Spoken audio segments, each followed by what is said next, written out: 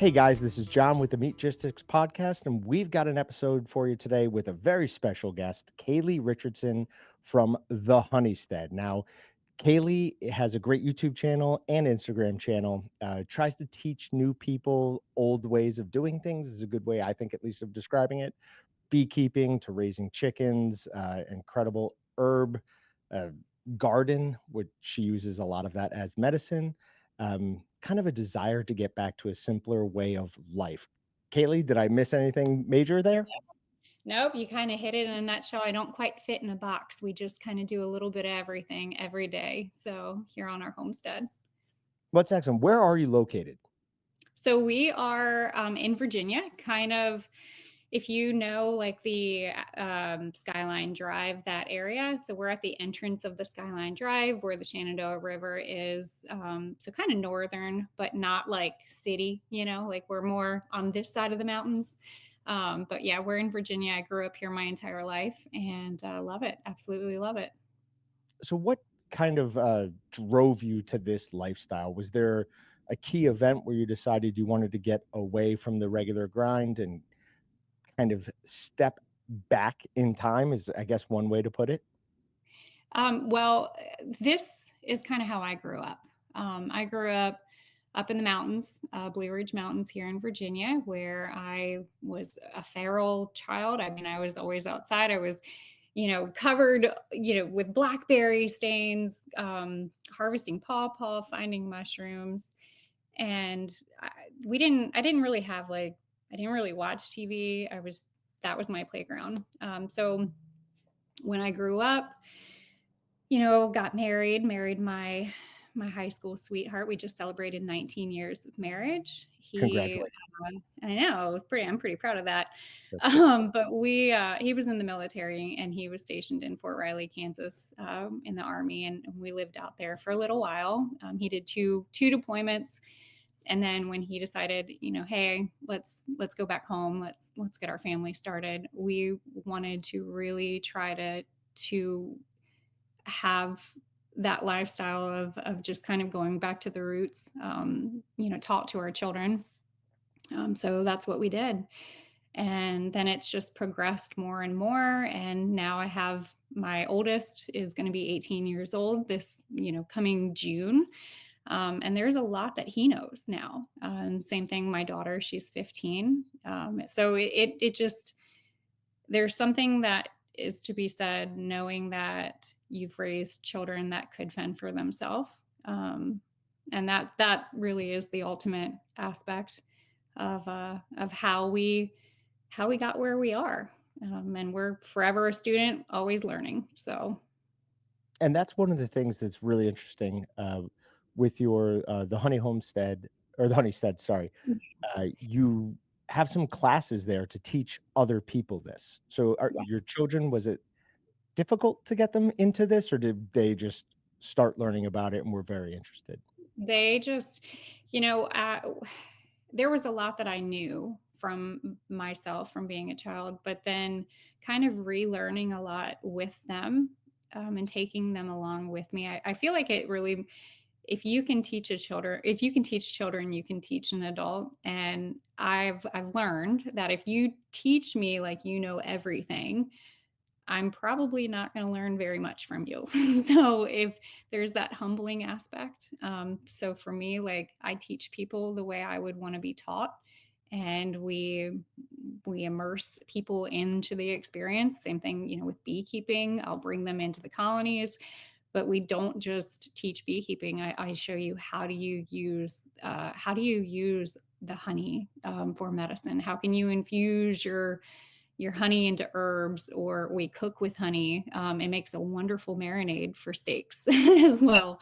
But just trying to really not really hold people's hand, just make them feel comfortable that they and give them the support that they can actually do this. I think there's a lot of teachers out there that make people feel like this life is not obtainable. And that's just one thing that I'm like, no, we're not going to do that. I'd rather be on your playing field, and let's do this. So that's Yeah, my it's an attitude. interesting part of human psychology where it is a little bit easier to learn from somebody if you get the feeling that they're learning too. It's like, Yeah. "Oh, this isn't just me going through this, we're both learning something." Yeah. Um, but yeah, I think that absolutely is a true statement. So you do focus a lot on tea, honey, and herbs, herbalism a Mhm. lot. Is there one herb, something like that natural remedy that you would recommend the average person have around most of the time? There are many. It's really hard for me to just pick one. But what are a few? Well, mushrooms are that's my main focus. I think mushrooms for your health, overall health is just phenomenal. They do this thing in your body that basically helps balance your overall system. They cause an action called, adaptogen, which basically helps your body adapt to all different stressors, whether that is you are experiencing the change of season, or you've got family coming over for the holidays, and just all the life up and down aspect.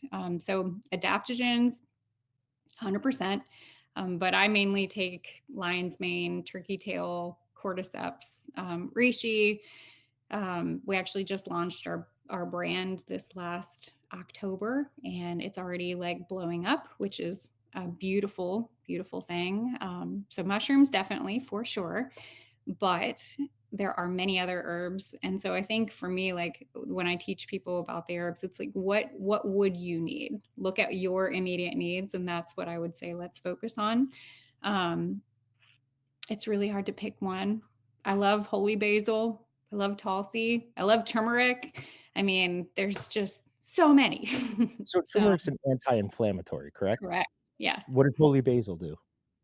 Holy basil is an adaptogen as well, Oh, and okay. it's very calming. There's passion flower, which is also a calming herb. I mean, I tell everybody, if you want to learn herbalism, go to your spice rack.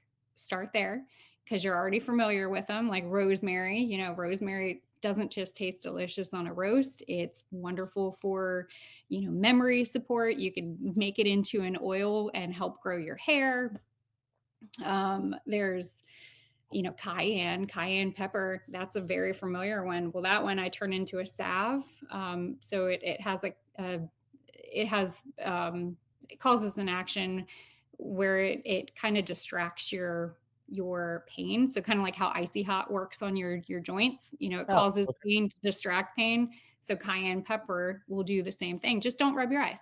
Just put it on your joint. But that's one that's familiar because, yeah, you can cook with that. So I always tell people, like, if you want to learn herbalism, start with what is in your spice rack, because a lot of those herbs have herbal actions that you can use to support your overall health. And it's familiar. One of the things you said a few times, adaptogens, and I Yes. think if you go back 3 or 4 years, nobody's heard that term.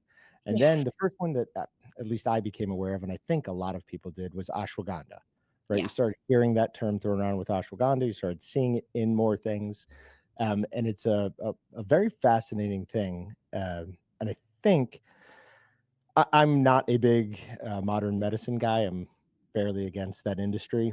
If you can go back to the Rockefeller times when he got us onto oil-based medicine, things like that. It absolutely has its place. I'm not saying it Absolutely. doesn't. Oh, Um, yeah. but I like with the 2 of the ones you named were lion's mane and Yeah. cordyceps. Yes. The lion's mane, I find at least is I'm sharper when I take it mentally, and cordyceps when I'm really trying to push myself lifting weights. Hmm. I notice an increase of that when I take cordyceps. Now, cordyceps powder, just interesting for you. I was eating it just by the spoonful, Oh, no. one day, and I was like, "Why does that taste like kinda brothy?" And then I Yeah. just started looking at it more, and it has a really strong, I mean, mushrooms have an umami flavor, which is like, Mhm. that beefy flavor. Mhm. I was coating steaks in the cordyceps powder for a while, and, oh, they were so good. Hmm. So it also can be used to make your steaks even more delicious. That sounds fun. I would also say look into reishi, because if you're lifting weights, so one thing that I noticed about reishi is it really helps your ability to take in oxygen. So when you take it, it's almost like you can feel like a deeper ability to take a breath.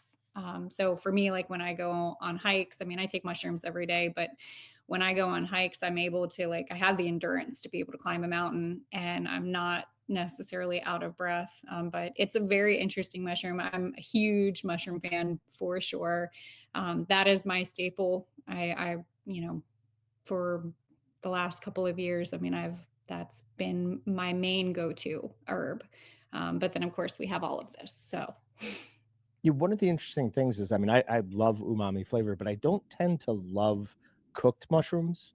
mm, Um, so them being available in so many different supplements or in, capsule form does make it a lot easier for me to get, because I also am a large fan of mushrooms. I think they have a very unique place in both our food and our, home medicine, homeopathic medicine, history. So I'm very interested in them. you'd Um, probably like dehydrated mushrooms. If you are like a I love like doing dehydrated shiitake mushrooms. It kind of has okay. that, it's a bite like a jerky, and it takes the marinade really well. So if you make like a jerky flavored, shiitake mushroom and then dehydrate it, it's a little chewy. So you might like that if if you are interested in trying different ways to use the mushrooms. But growing, like we grow shiitakes here, and you get such an abundance of it. So when you're trying to always figure out like how can I use this, I have freeze dried shiitakes. I've got fresh, but the dehydrated they're fun. They're definitely Have fun. you, experimented at all with those, like, in your home grow bags or kits? So I don't do in home, like in the home as well. I try to do Okay. more outside. Whether that's like if I'm using like the plugs to plug like an oak tree, or spreading spores. I think that there's something that mushrooms really do need, and that is what the soil has to offer. And so to me, I feel like, which there's nothing wrong with it. I mean, not at all, but I'm outside, so for me, like finding lion's mane on my property, um, I don't necessarily inoculate those. I just go hunt. So we're blessed here in our area. We have shiitake that I grow, and then we do the lion's mane. I found reishi here on our property. I have found morels. I found chicken of the woods. I found the maitakes, the hen of the woods. So we have a really cool, different whole ecosystem of mushrooms out here. So Yeah, so chicken of the woods is obviously a delicious one, yeah, and we have fake morels here, so, that's a little disappointing, yeah, because they look just like them. But yeah, yeah. when you're out foraging, how long did it take you before you were comfortable? Because I mean, yeah, some of those mushrooms you absolutely don't want a novice picking. Yeah, no, no. My son has the saying, like every mushroom is edible at least once. So, and I'm like, no, no, no. So for me, like when I'm learning mushrooms, I'll go and I'll find if I find a new mushroom that I have not ever found before, I actually don't harvest it. I take lots of pictures, and then I look at, where is it growing?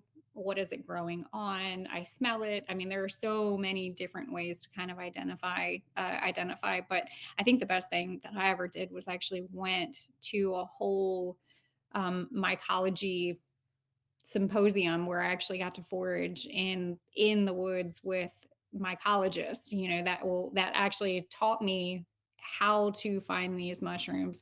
The easy ones are great, like the morels and the chickens and the maitake, and the lion. But then there's some that you're like, nah, not quite sure. But the comfortable ones, like once you learn them, you just know.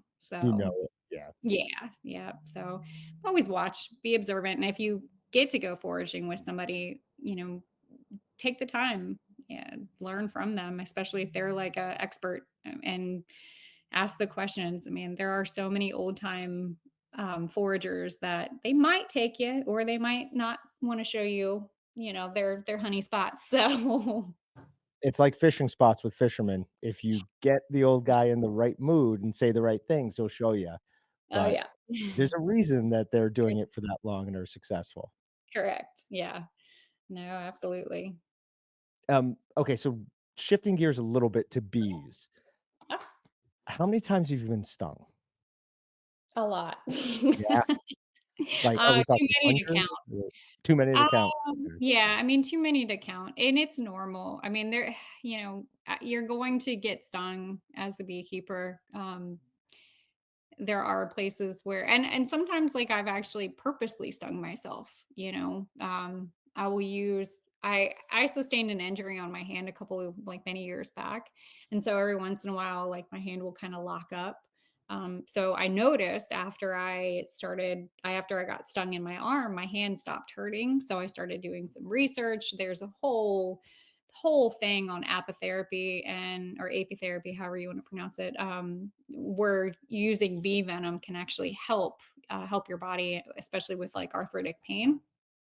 And so I'll just every once in a while just sting my arm and I'm So you're good. stinging So yourself and your body is what? It's producing some sort of yeah, it's the venom goes into your system and then it makes your body kind of react to it. The best way to describe it is like you lose like I can't it's a rush. There's like a rush feeling. I know that sounds weird. I know it sounds weird.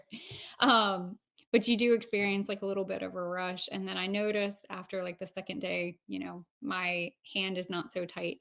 Like right now, I could feel I have like almost carpal tunnel down my arm okay. and bees are flying right now, and I'm like, "Oh, I probably should just, like, go over there and grab one," um, but I can tell when I haven't been stung, so but yeah, there are some places where I prefer not to get stung. I think the worst is in the top of your head. Um, I've been stung in my eye before, like, on my lid. Uh, Ooh, that's not fun. I wouldn't mind if they like to sting me, like, maybe on my upper lip to get a little bit of, like, Botox, little bee puffiness. Botox. Just I wouldn't mind that, but no, unfortunately, they would much rather sting me in other I'm just kidding. They Um don't always agree, you can't reason with them. Yeah, but sometimes there are certain days and or certain like months where I know like they're going to be hot. And I notice like later in the season when there isn't much of a nectar flow, they're not as distracted. They can be hot. Um, so, you just suit So up. as the weather cools down, they're more likely to sting? No, I noticed like when the nectar, kind of that like the dog days of summer where it's Mhm, like super hot and just humid. I mean, I'm hot and I'm feisty if it's nasty outside. So I know that they are. But gotcha. then if it's gloomy, if the sky is kind of, if it's not like a nice sunny day, they're a little temperament. I mean, I get it. Like, I wouldn't want my house opened up if the weather wasn't that great outside. So I can relate. I Yep. can relate. So Do you ever use smoke to calm them, or is that kind of frowned upon practice? no, it's not a frowned upon. To be honest, I'll light my smoker, but I don't really use it mainly because by the time that I actually need it, it goes out and then I'm like, well, whatever. So but it doesn't really like yes, it kind of calms them. It just more or less it distracts them. It makes them think like, oh, their house is potentially on fire. So they're not really worrying about me. They're more Oh, worried about like, gorging themselves with honey. So I don't always use it, but I think it's good practice for a beginner beekeeper to like have it lit, you know, keep it by just in case. But for our bees, like I can read them. They release a pheromone that smells like bananas. And so when they release that smell, then I know, like, you know what? We're just going to shut this colony up and I'll move to the next one because that's their warning sign that they're getting ready to light me up. So, so you're actually able to smell the yeah, pheromone that they're putting off. Wow, that's fast. yeah, I've never heard that before. yeah, Uh, yeah, when you talked about getting stung to relieve some pain, yeah. have you done any research or heard anything with the, Africanized, killer bees and Lyme disease? I actually have done a lot of research with the whole Lyme's disease, and that's actually it is very interesting. Um, I would love to see more studies come out, and I know that the Africanized meats, I know that they get a bad rep because they are a lot more defensive. We're lucky we don't actually have, they're not up this way, but they could be they could be pretty ruthless. But yeah, there's some pretty amazing research that I think is coming out, even with breast cancer, the bee venom therapy for breast cancer, COVID. There's just I think more and more as we've kind of evolved into a different society where now we're actually really looking at nature and herbal medicine and plant medicine and bee therapy, all of that. I do think that in our lifetime we'll see some pretty awesome stuff. Um, Well, one would hope, for some of that, it's relies on us to try to wrestle some of that control back from pharmaceutical companies, yeah, say like, "Hey, no, we want natural remedies to this. We don't." They have nothing for Lyme's disease. Like, they're Go there ahead. are some pretty awesome herbs for Lyme's disease. Oh, really? Like what? Yeah. So what you're looking for in the herb is it's called an anti-spiral keet. So it's the ability to break open the cell of the virus. So one of the herbs that we would use in an herbal protocol is called teasel root. You'll see it along the side of the road in the fall. It looks like that pine cone that's spiky and dry. Actually, a lot of people I think even use it in like decorative flower arrangements, but that root alone is a really interesting one specifically for Lyme's disease. So, I think there's going to be, I think there's going to be quite a bit, even with all of the alpha gal, the allergies to red meats. I mean, I think that herbal medicine I do hope is gonna start really being looked at in that aspect, and people start to realize, like, "Okay, I'm gonna do some research for this." Because that would be I mean, for me, like, I'm outside all the time. I have been covered in ticks. I have both of my children have had Lyme's disease, and I don't know, it's just something that yeah, it is a scary thing. We raise our animals, we eat red meat. I would not know necessarily what to do if I didn't if I'd be raising emus. That's what I would probably be doing at that point is raising emus because apparently their meat is supposed to be really good. Um and kind of like a red meat. So that Wait, would be so hard. emu doesn't, get the alpha gal response?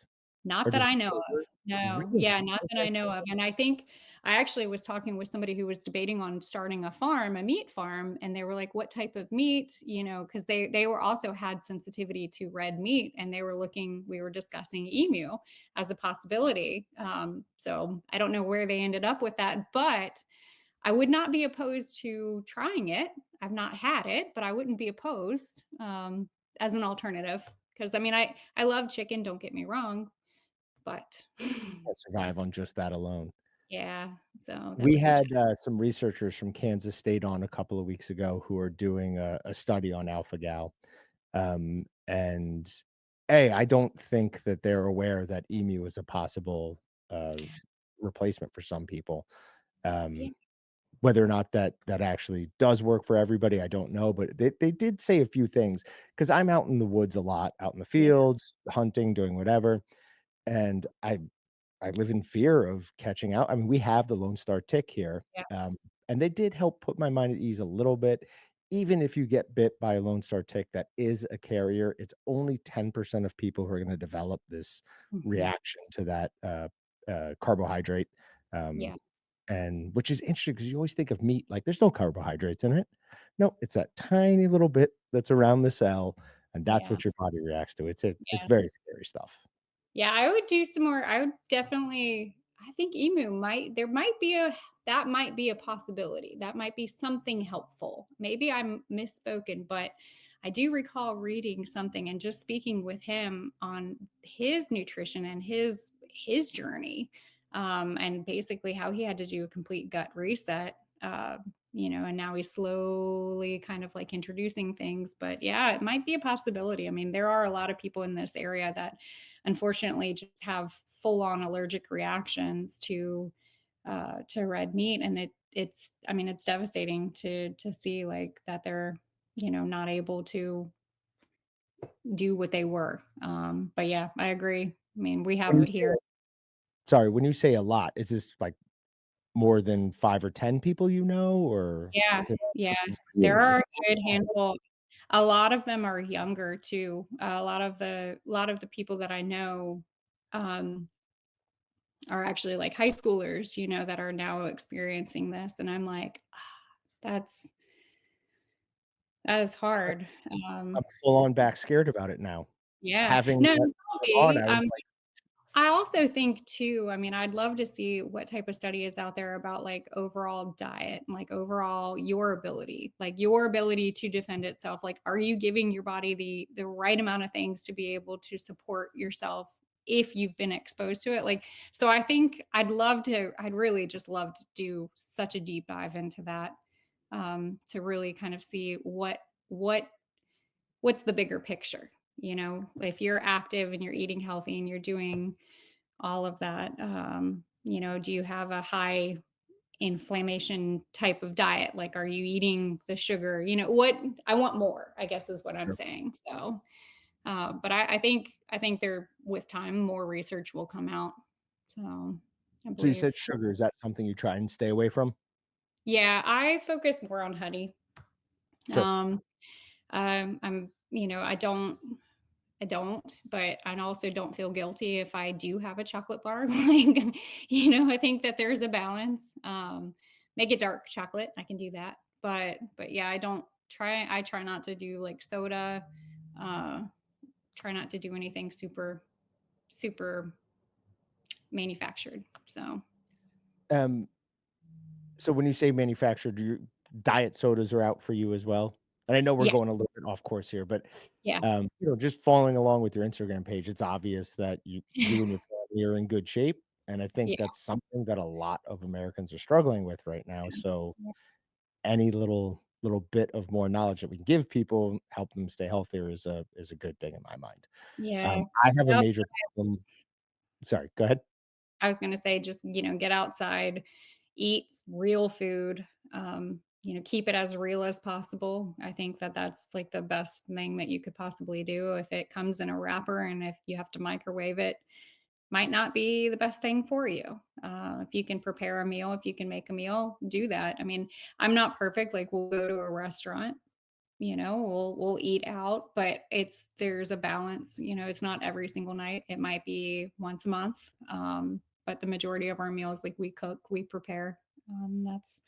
That's just the way. It's just easier and it's most cost effective, whether it's financially right now or long term later on down in the road. It's most cost effective.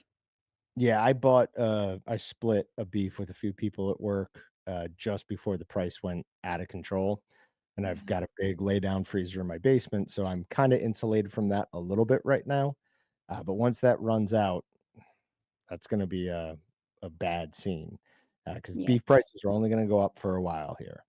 Yeah. Nope. I know.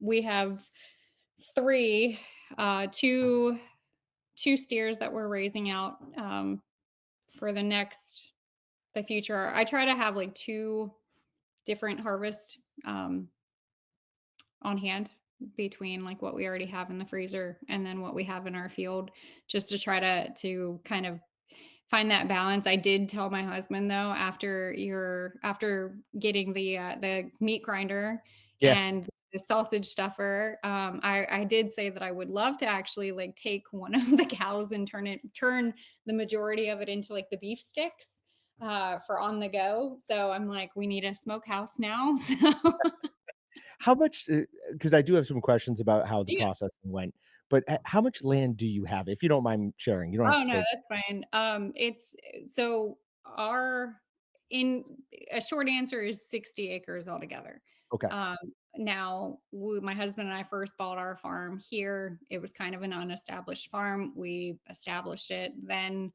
we joint bought some extra land, and then my parents ended up buying 20 acres beside us. So we put the original farm kind of back together, but it's multiple different, a few different lots. And hopefully, my son and my daughter will plan on building their house, and we'll just have this crazy family compound that everybody is going to eventually get, matching jumpsuits and tennis shoes. Just kidding. We're not going to do that. Yeah, but I honestly, the more and more, I hear people talking about wanting to do that, not just like average everyday people, like some fairly influential people who are like, "No, I'm trying to build a community with, like, Yeah. my neighbors who I know," and it just seems like people are more and more kinda rejecting modern suburban life, and they wanna get back to something a little bit more traditional. I mean, it's beautiful. Like, it is an absolute beautiful thing to have this just for here, like the multi-generational aspect. I mean, I've got my grandmother, she's 93, she's here. My parents are here, my kids are here. Everybody kind of looks out for each other. But one thing that I've really been planning for is that communal aspect. So we have neighbors that are right down the road, and everybody lives a really busy life. So trying to come together and do something like they would in the olden days, where everybody would come in. Like, that's what happened here when we did our harvest. Everybody came out. We harvested, I believe, 4 of our pigs, and everybody took meat home, and it was just beautiful. But we've been preparing a space in our barn where it's going to be like a processing area. I mean, we're going to be canning. There's just so much. I mean, I grow such an abundance, and if I can help my community out, but then also have them be a part of it, I mean, that really to me means more than anything. Is just having that community for many years. Society was kind of like no community. Everybody's gone, everybody separates. And then it's like, really, what does that do? Like, that really messes with your mental health. It messes with I mean, just, yeah, your overall mental health. People need community. So Yeah, so that's we're designed to be in constant contact with family, neighbors, we're designed to pick up social cues from each other on what's acceptable behavior, and when that yeah, gets broken up, I think we see a lot of behavioral and, societal problems. yeah, you do. You do. And then unfortunately too, we're living in a world where what we see is kind of fabricated in life, and to all aspects, whether that's news or whether that's on social media. And so I want authenticity, like, just be who you are. And even for me, like, I always have to take a pause sometimes, because I'm like, gosh, yeah, okay, I post on the media, but like, why am I doing that? I know it's because in the end, like, it is helping somebody say, like, oh, she's doing this, I can do this. That's the goal. And it's also to document, because hopefully I won't lose my memory one day, and I'll be able to look back at it. Um, but yeah, I just want to, I don't know. There's something about just continuing to share, like, the authenticity of it. So again, that fine line balance of living a world with the media and also community. How do you balance that? So It's a tough dance. yeah, Speaking of the processing, so, we sent you a grinder, love okay? it. Like, what did you do with it? What went through it?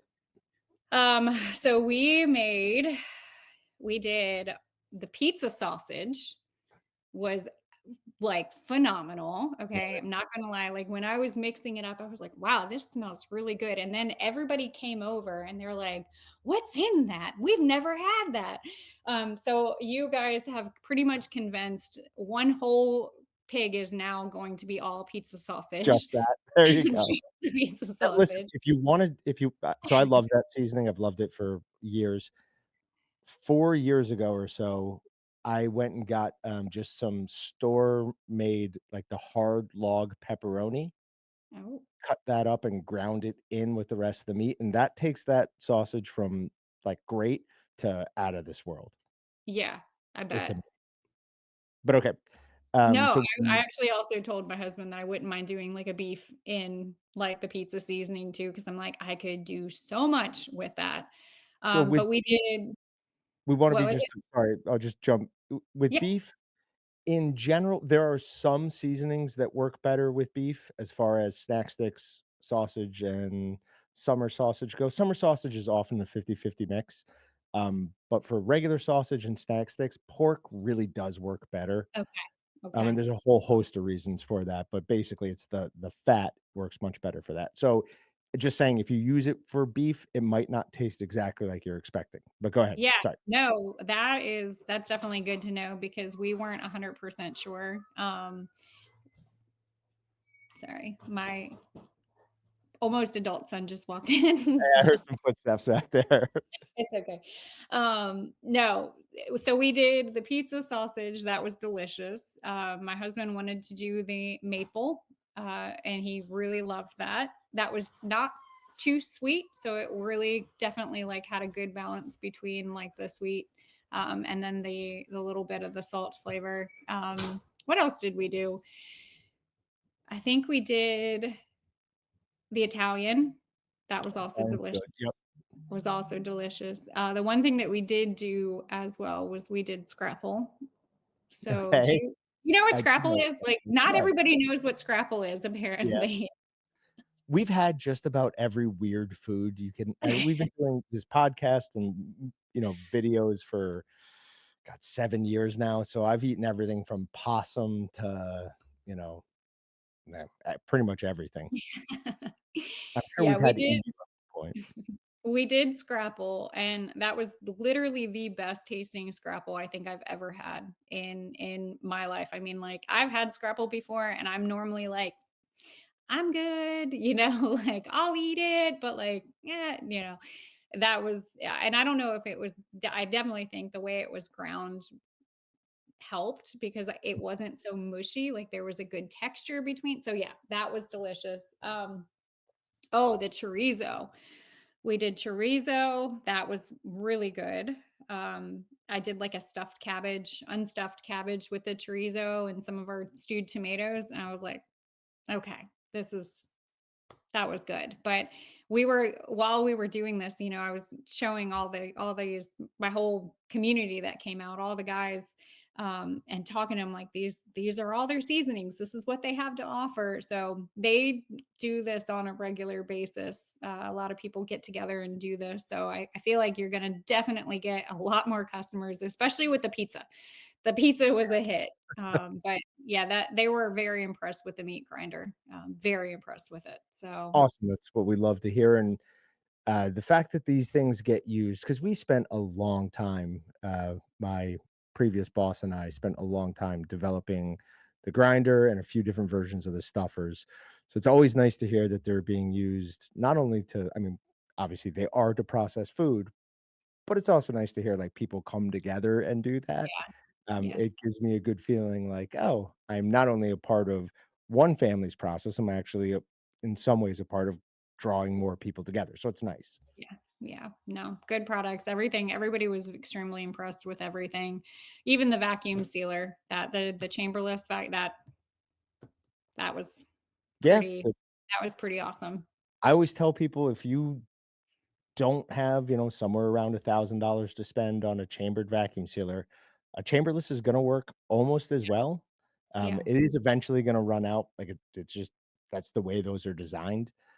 Eventually, some moisture is gonna get up into the pump, into the Yeah. electronics, but for the few years that it'll work wonderfully for you, so Yeah. Nope. well, I'm It glad was you guys had a good time doing all of that. When I was talking earlier about how I crept through your entire Instagram, I see a lot of dogs. Oh, I You've have got, dogs. what, 2 Aussies? Yeah, I have 2 Aussies, Moose and Macy. They're actually brother and sister from different litters. Okay. Um, they help work on the farm, they help get the chickens up, they help, They helped when we did our chicken harvesting, kind of corralling all the chickens. They helped load our pigs up for processing. So they're How does that go? Do they Are they actually nipping at its yeah, hindquarters or what are they doing? yeah. They do, They'll okay. nip, and they'll move. I mean, for puppies, Moose is a little over a year. Macy isn't even a year yet, and they just naturally pick up on it. Um, Awesome dogs, Yeah, they're absolutely awesome cool. dogs. So And then I saw, I think was it a Cane Corso that you yeah, used to have? yeah, Yeah, yeah, I don't see it as much anymore, but man, what a yeah. beautiful dog. Yeah, Violet is the old girl on the farm. I call her my house hippo.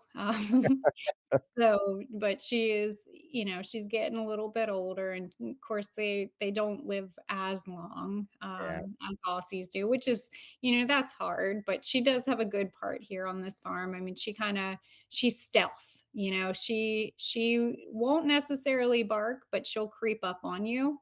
And if you don't know, like if she doesn't know who you are, she's the biggest love bug in the world. But she can put somebody in their place. So uh, many walks at night. I take her in the evening where it's just dark enough where I can't really see um, quite what's in front of me. She's my go-to to making sure because we have bear and yep. everything out in this area. So that's her role. But Yeah, I've got a 200-pound, South African Mastiff, oh, and beautiful. all the Mastiff breeds, I mean, Cane Corsos are probably a little bit better at Yeah, personal security, but they all have that little bit of, "Oh, I love you, wait, wait, this isn't right," and then yeah, hackles go up. That's like yeah, just the intimidation factor of those dogs yeah. is out of control. Yeah, Uh, she can scare somebody if she wanted to. So, yeah. Do you do any, you said you have bear out there. Does West yeah, Virginia have are you in West Virginia or Virginia? Virginia, Virginia. right? Yeah. Okay. Do you guys have a bear season? I believe there is, uh, Do you guys not do anything with it? we so I'll tell you, I had to get a permit because we had I think it was about a 600-pound black bear get into our apiary and knocked over some of our colonies. So I had to call. This was during the off season of hunting season. Well, I was actually kind of disappointed because when the game warden came out, to issue me my kill permit, um, I if I were to have gotten the bear, I would have had to dig a hole and put the whole bear in it. And like it kind of, to be honest with you, like that was hard for me because it's like, okay, listen, I do eat meat, we do hunt, but there's also a purpose for these Yeah, animals, And so like if I'm gonna take an animal's life, like I would want to do something with it and not just dig a hole and put it in it. So I didn't end up getting it, and I think a couple of days after that, it was hit on the side of the road, where they said it was a pretty big black bear. But yeah, eating it. The only thing, I'm not a big fan, but there's a trick. So growing up, my grandmother was married to he was a taxidermist, and he, wild game, always did hunting, everything of that nature.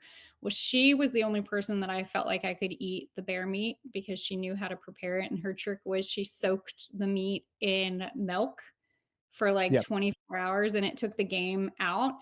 And that was the only time I was like, okay, but any other bear meat, whoever prepared, I'm like, nope, not a big fan.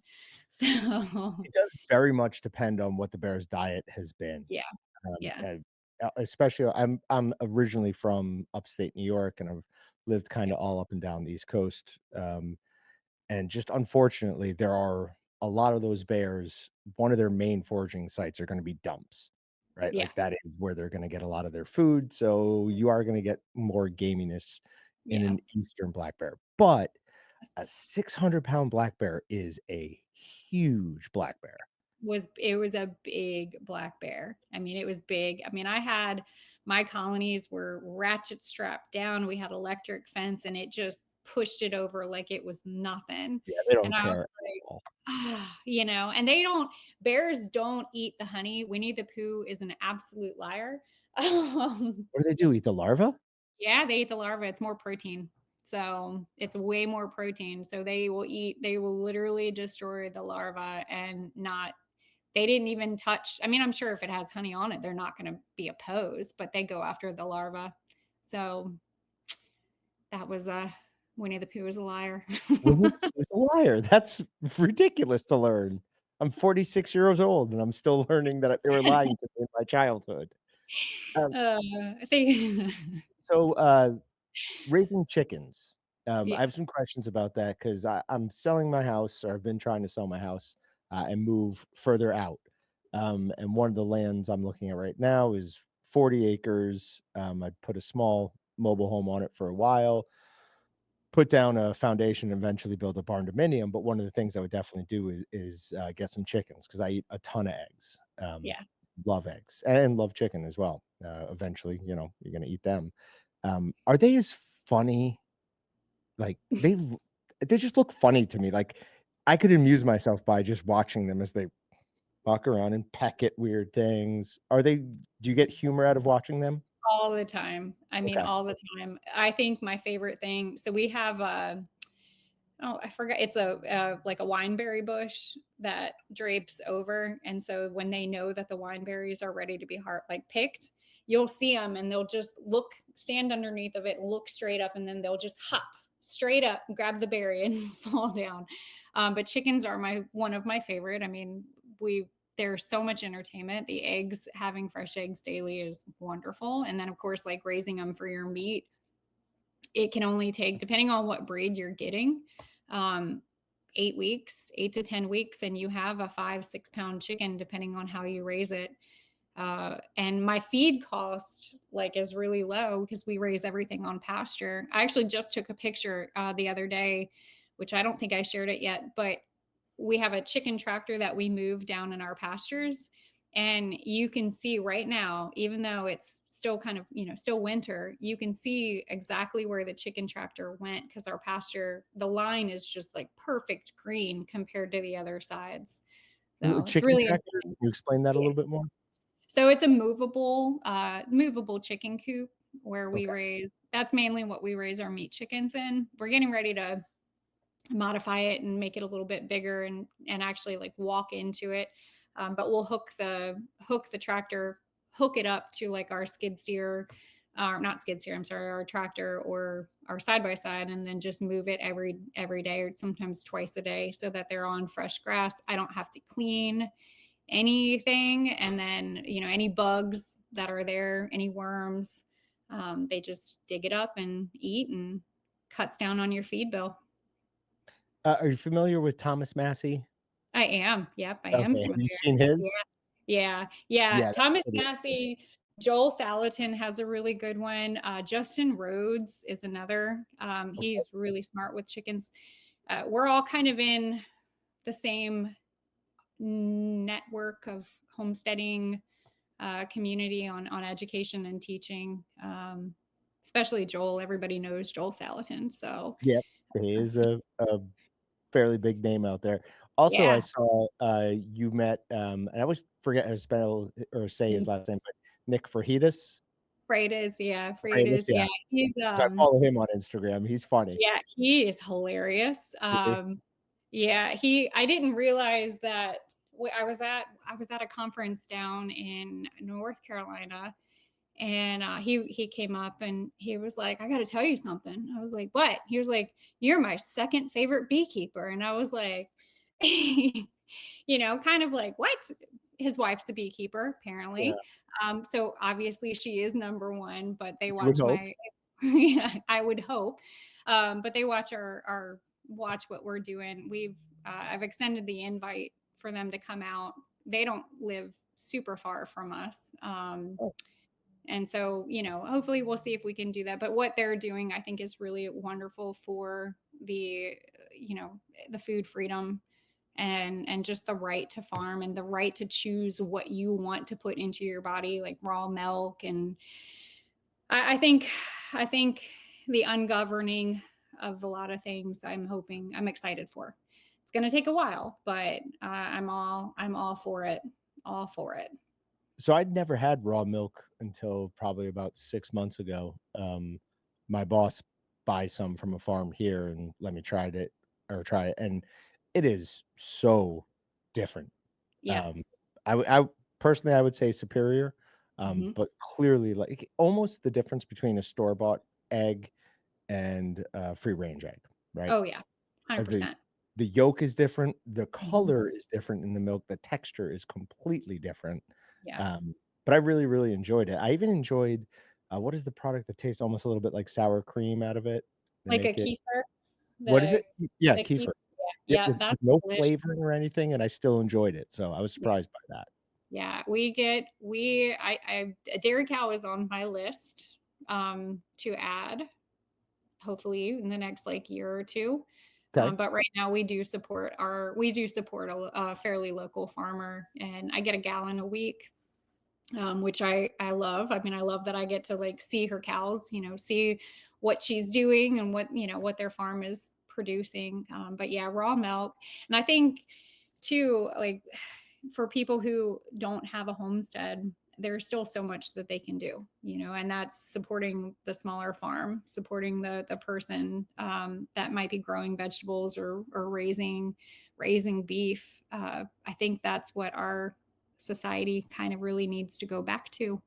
I really do. So, because I think a lot of people, they just wouldn't know unless, like you said, you tried raw milk for the first time and that was like, whoa, eye opener. If you've never had it, you know, now It's a pretty big hopefully diff it is. It's a huge difference, but it's the same thing with a store bought egg versus a farm raised egg. You can tell the difference big time. So, and even like raising animals for me, like I want to know what my animals are eating because I know that if they're eating good, then I'm eating even better. Um, and so whether it's hunting, or raising out, I think it is really important to understand that connection between, um, I guess, building a stronger foundation for your own health too in that aspect.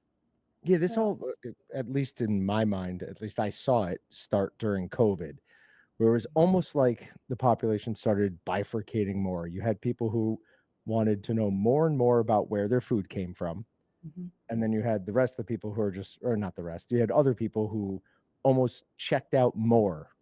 They're just Yeah, like, "I'll eat whatever's at the grocery store." I mean, I say this all the time, but I had a legitimate conversation with a 20-something-year-old about 5 or 6 years ago who thought meat came from the grocery store.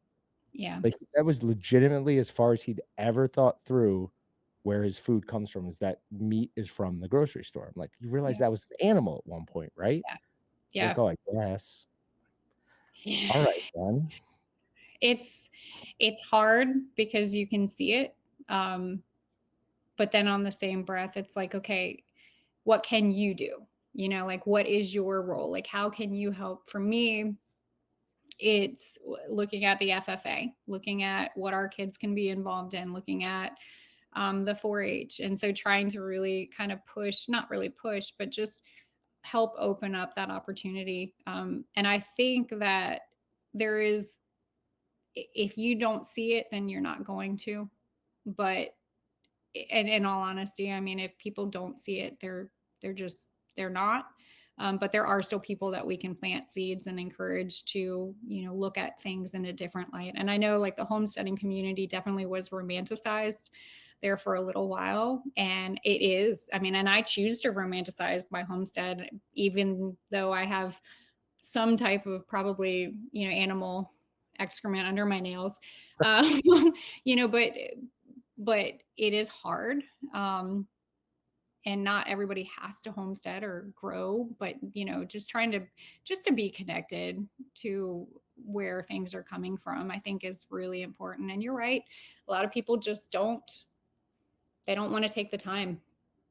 So that's the Uh, unfortunate aspect. yeah, but, I mean, that's hopefully they'll come around at some point. But sorry, getting back to your chickens real quick. Out there, what do you have issues with specific predators? I mean, you have weasels out in Virginia, don't you? We do. We have, I haven't seen it, but we have mink. Mink. I think Oh, okay. there's I think it's the same. But there's a something cat, Fisher Like cat, a I wild believe. cat? No, it's like somebody was saying it's like a combination of like what an otter and a weasel. I was gonna do some more research. I haven't seen it. Our main predator is fox. We have a lot of fox that are out here. So electric netting, electric fencing that we put around our chicken tractor. And then whenever we have to like move it, we unplug it and move the electric netting. And then of course just making a lot of noise, going out there daily, regular, checks. And then, of course, the dogs help too.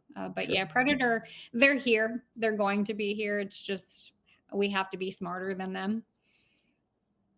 Are the dogs good at knowing chickens are part of the farm? They're not so okay. No, the pup and the younger one, we've been kind of working on her because she's like, "Oh, it's a fun squeaky," and I'm like, "No, it's not a fun squeaky." But for the most part, they know that that's a job, Yeah. So even when they were like puppies, we would bring them out and just set them on the ground while we were walking and doing our daily chores. And so now the Aussies especially, they know our route because we keep it the same route, the same routine. And since we processed our pigs, that's now not the routine anymore, but they would run ahead of us and sit where they knew that they would have to be next. Um, so when Smart dog. yeah, they're so smart. It's ridiculous how smart they are. But when we processed the pigs, we didn't have them in their area anymore. So it was almost like, wait, what? Mom, you forgot. Like we're supposed to go over here before we go over here. But they're brilliant, absolutely brilliant dogs. Just very brilliant.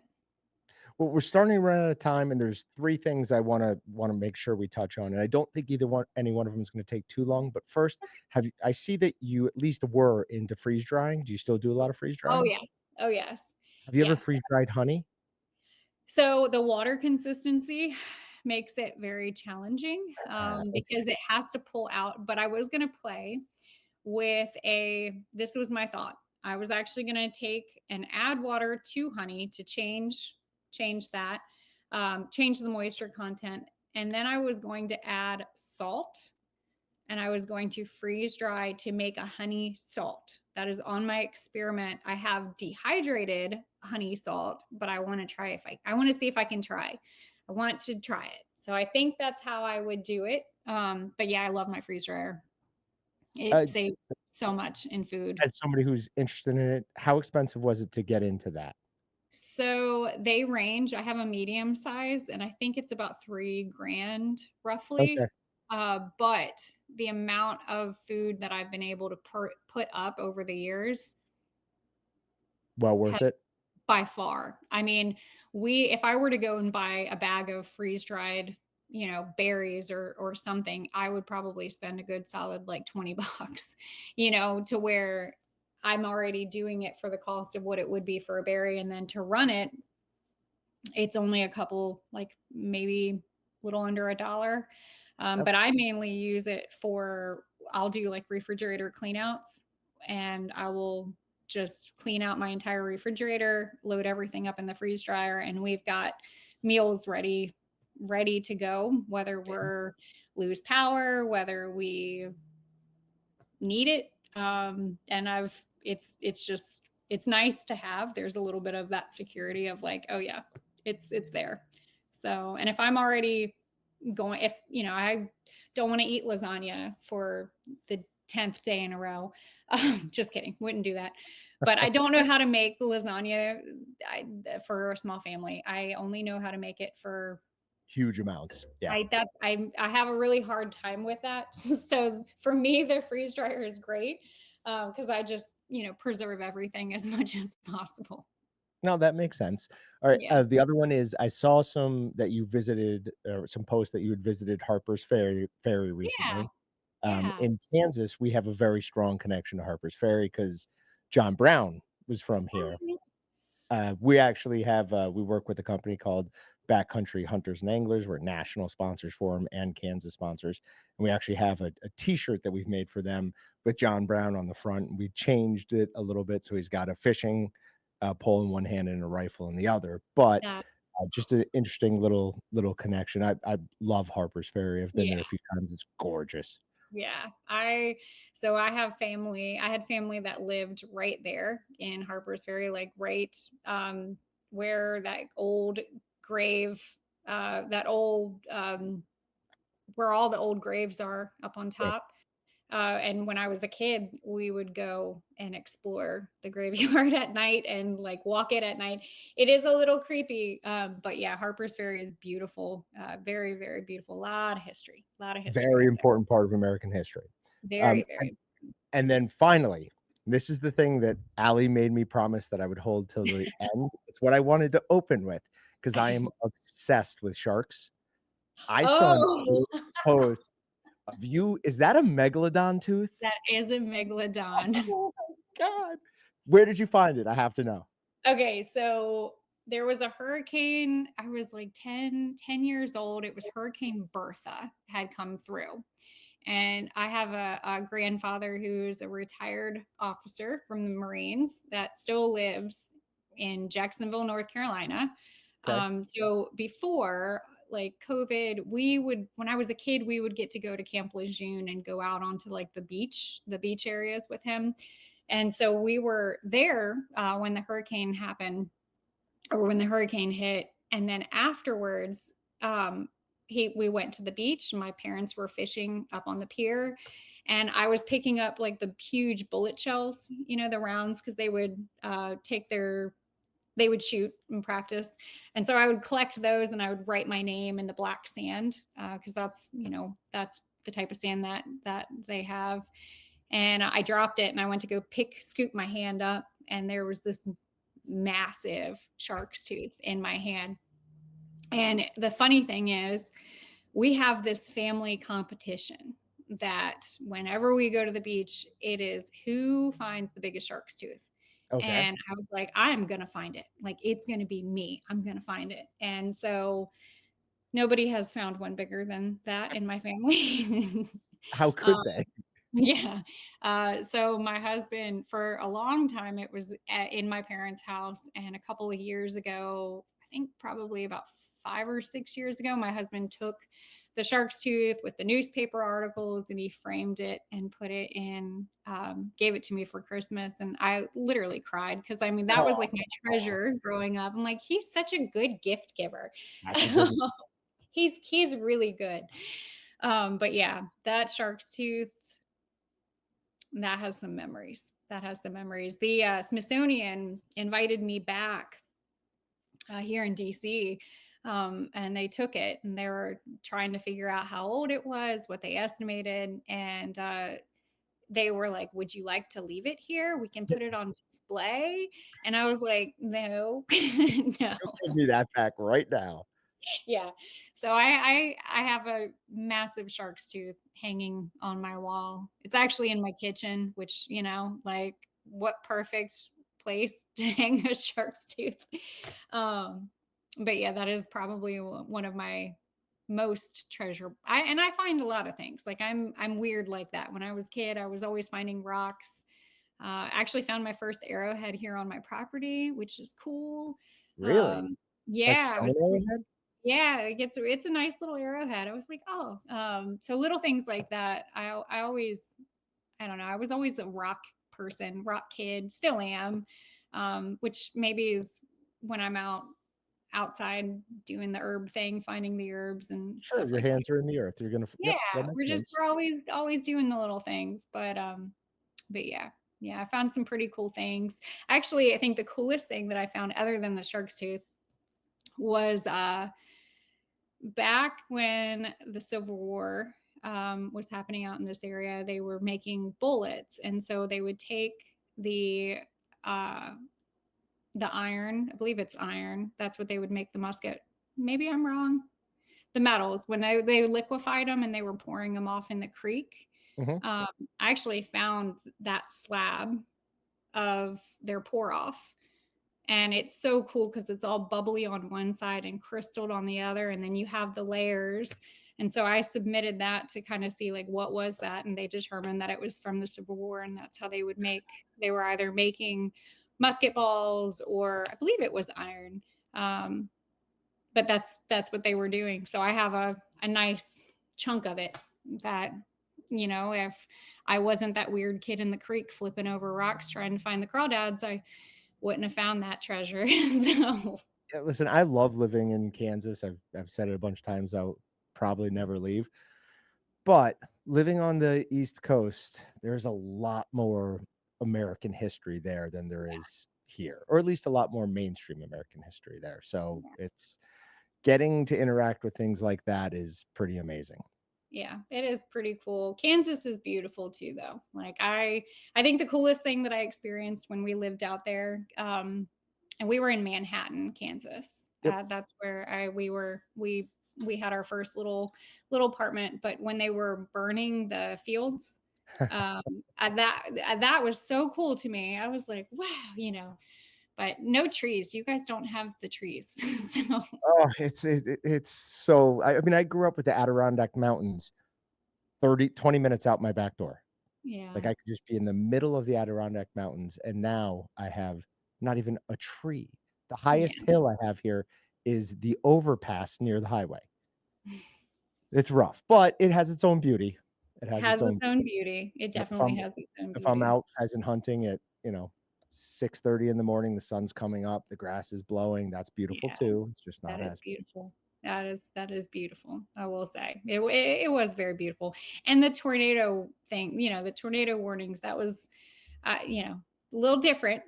Was not used to all of that, but never got to see one. nope, I've been here 11 years now and never seen one, so Never got to see one. So, but yeah. No, very cool. Very cool. We love the stuff. We love all of it. I'm excited. I think you've definitely sold, we're sold with Waltons, and so was everybody else. Now we're looking at, okay, this is going to be like a legit butcher shop.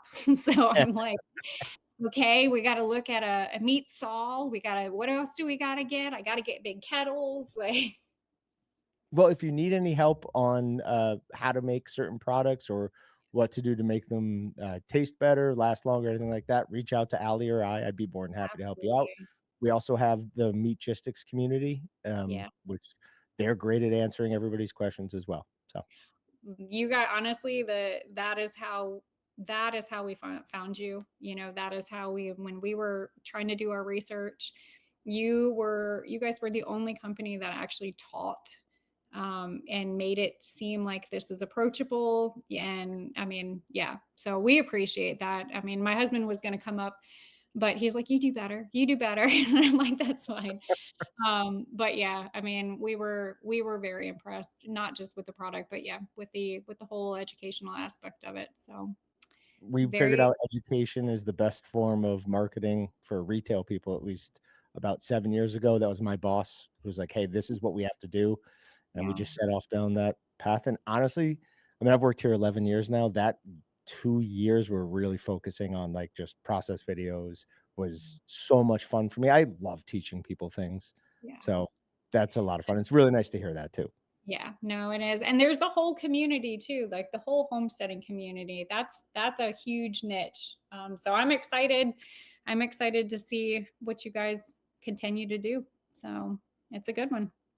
Awesome. Thank you very much, Kaylee. That's a great stopping point. Appreciate your time today. For anybody who's wanting to check you out further, do you wanna tell them how to find you?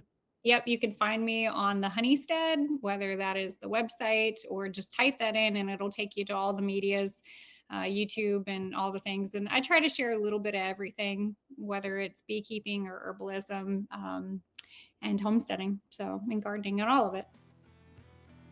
Perfect. Thanks so much, Kaylee. All right, thank you. Thanks for checking out the Meatgistics podcast. To shop everything but the meat, head on over to waltons.com. To get your meat processing questions answered by experts and enthusiasts alike, head on over to our online community at meatgistics.com. Waltons, everything but the meat.